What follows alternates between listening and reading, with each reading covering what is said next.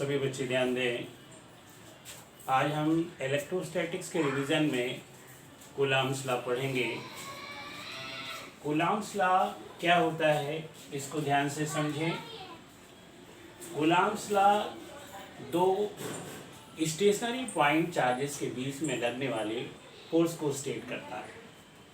तो ये होता है कि टू पॉइंट चार्जेस या two stationary point charges attract or repel each other with a force which is directly proportional to the product of the magnitude of the charges and inversely proportional to the square of the distance between them। इसको मैंने ये ऊपर लिख दिया है जिसे सभी बच्चे आसानी के साथ पढ़ सकते हैं। अब ब्लैक बोर्ड पर देखिए, दो चार्जेस हैं वो पॉइंट ए और बी पर रखे हुए हैं। यहाँ पर रखा हुआ Q1 और यहाँ पर रखा हुआ है Q। इन दोनों के बीच का डिस्टेंस R है। तो ये इसके ऊपर फोर्स लगाएगा, वो F डैश होगी, और ये इसके ऊपर फोर्स लगाएगा, ये F होगी। तो यहाँ पर according to Coulomb's law F is proportional to Q1 Q2 and F is proportional to 1/r square। इन दोनों को मिला देंगे, therefore F is proportional to Q1 Q2 upon r square। अब इस प्रोपोर्शनलिटी को हटाने के लिए किसी कांस्टेंट से मल्टीप्लाई कर देते हैं। तो therefore F is equal to constant लिख रहे हैं 1/4 pi epsilon naught Q1 Q2 upon r square। यहाँ पर 1/4 पाई एप्सिलॉन नॉट एक प्रोपोर्शनलिटी कांस्टेंट है and 1/4 pi epsilon naught is equal to, यानी इसकी वैल्यू होती है 9 × 10⁻⁹ और ये हो जाएगी newton metre square upon coulomb square.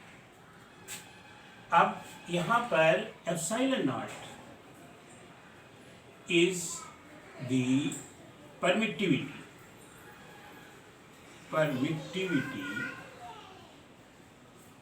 of free space,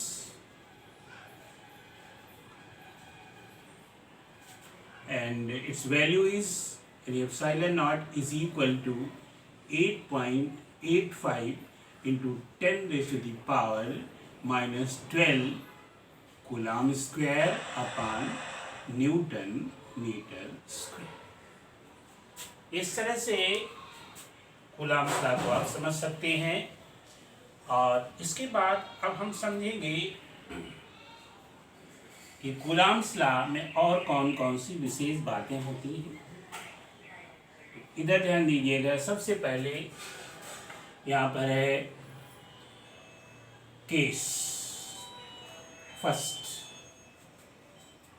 जहाँ पर Q1 और Q2 दोनों चार्जेस पॉजिटिव, Q1 और Q2 दोनों चार्जेस पॉजिटिव।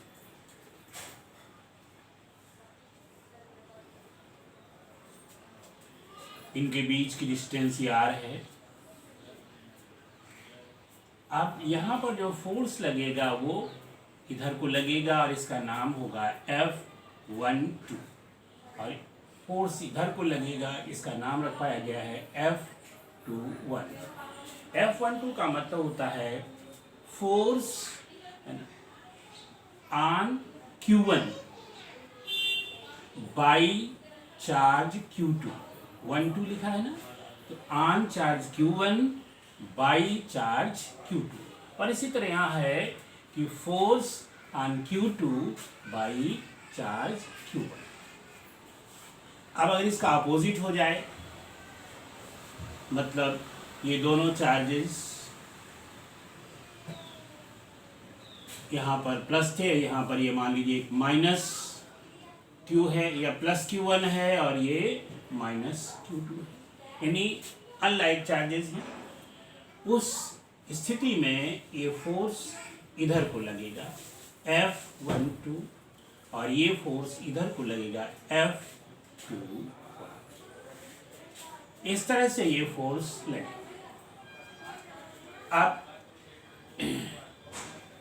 इसके बाद यहाँ पर एक खास बात ध्यान देने की यह है कि यहाँ पर F12 is equal to F21 in magnitude. मतलब ये मैग्नीट्यूड में बिल्कुल whatever be the magnitude of Q1 and Q2 और Q2 चाहे कुछ भी हो, लेकिन F12 और F21 मैग्नीट्यूड में हमेशा बराबर है, मतलब दोनों चार्जेज में बराबर बल लगता है। साथ में एक बात और ध्यान रखेंगे, and F12 is equal to minus F21 और F12 plus F21 is equal to 0। और ये चीज़ बताती है कि Coulomb's law Newton's third law of motion को ओबे करता है, यानी obeys Newton's third law, Newton's third law.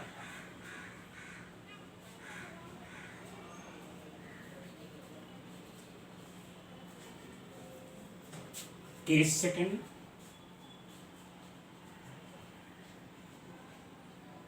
इसमें ध्यान दीजिए, केस सेकंड में आप ये बात ध्यान रखेंगे कि ये जो फोर्स लगता है वो उसकी लाइन ऑफ एक्शन दोनों को, यानी दोनों चार्जेस को मिलाने वाली लाइन में ही होती है, यानी वो इसी लाइन पर लगेंगे, चाहे इनसाइड हो चाहे आउटसाइड। इसलिए इनको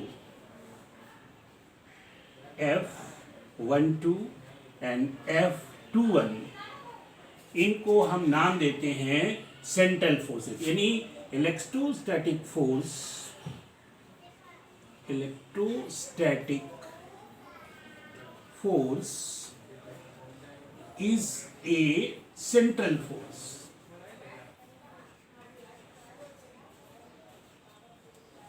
ये चीज सभी लोग ध्यान रखेंगे कि ये एक सेंट्रल फोर्स होता है। अब तो ये कुछ बातें इसमें ध्यान रखेंगे, तो जब कभी आप न्यूमेरिकल्स करेंगे या अन्य क्वेश्चन करेंगे तो कोई आपको दिक्कत नहीं होगी।